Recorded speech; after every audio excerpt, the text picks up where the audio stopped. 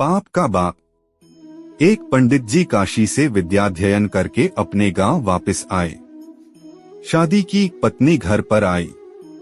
एक दिन पत्नी ने पंडित जी से पूछा, आपने काशी में विद्याध्ययन किया है, आप बड़े विद्वान हैं, यह बताइए कि पाप का बाप मूल कौन है। पंडित जी अपनी पोथी पत्रे पटलते रहे, पर पत्नी के प्रश्न का उत्तर नहीं दे सके। उन्हें बड़ी शर्मिंदगी महसूस हुई कि हमने इतनी विद्या ग्रहण की पर आज पत्नी के सामने लज्जित होना पड़ा। वे पुनः काशी विद्याध्ययन के लिए चल दिए। मार्ग में वे एक घर के बाहर विश्राम के लिए रुक गए। वह घर एक वेश्या का था।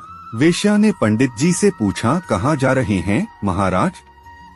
पंडित जी ने वेश्या को बताया कि मेरी स्त्री ने पूछा है कि पाप का बाप कौन है, इसी प्रश्न का उत्तर खोजने काशी जा रहा हूँ।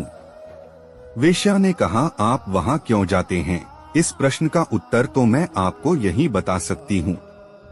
पंडित जी प्रसन्न हो गए कि यही काम बन गया। पत्नी के प्रश्न का उत्तर इस वेश्या के पास है, अब उन्हें दूर नहीं जाना पड़ेगा। वेश्या ने पंडित जी को 100 रुपए भेंट देते हुए कहा, महाराज, कल अमावस्या के दिन आप मेरे घर भोजन के लिए आना, मैं आपके प्रश्न का उत्तर दे दूंगी।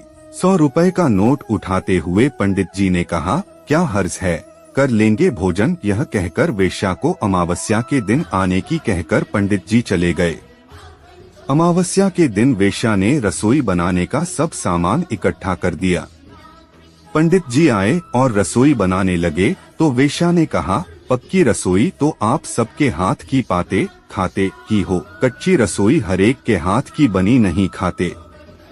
मैं पक्की रसोई बना देती हूँ, आप खा लेना। ऐसा कहकर वेश्या ने 100 रुपए का एक नोट पंडित जी की तरफ बढ़ा दिया।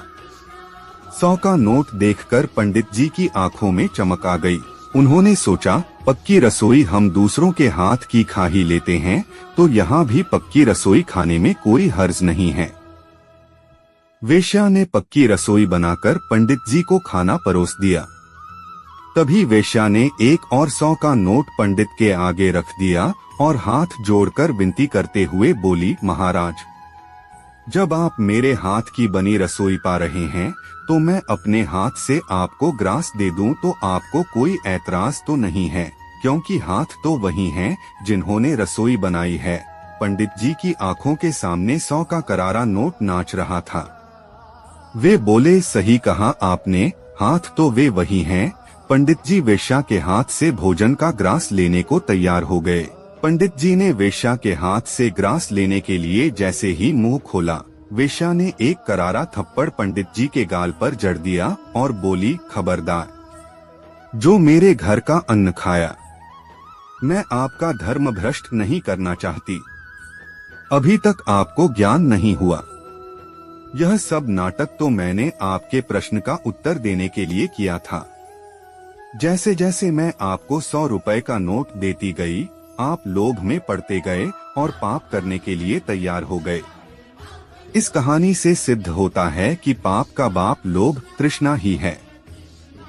मनुष्य अधिक धन संग्रह के लोभ में पाप की कमाई करने से भी नहीं चूकता।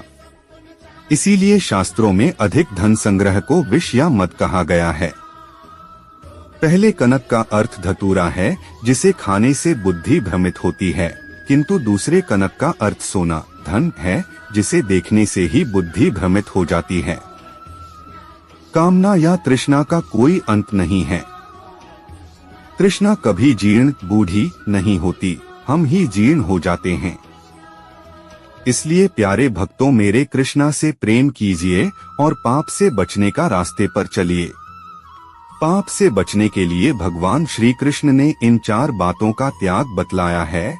जो प्राप्त नहीं है उसकी कामना, जो प्राप्त है उसकी ममता, निर्वाह की चिंता और मैं ऐसा हूँ यानी अहंकार। इन 4 बातों का त्याग कर मनुष्य पाप से दूर रहकर सच्ची शांति प्राप्त कर सकता है। अगर आपको हमारे वीडियो अच्छे लग रहे हैं तो हमारे चैनल को सब्सक्राइब करें। धन्यवाद।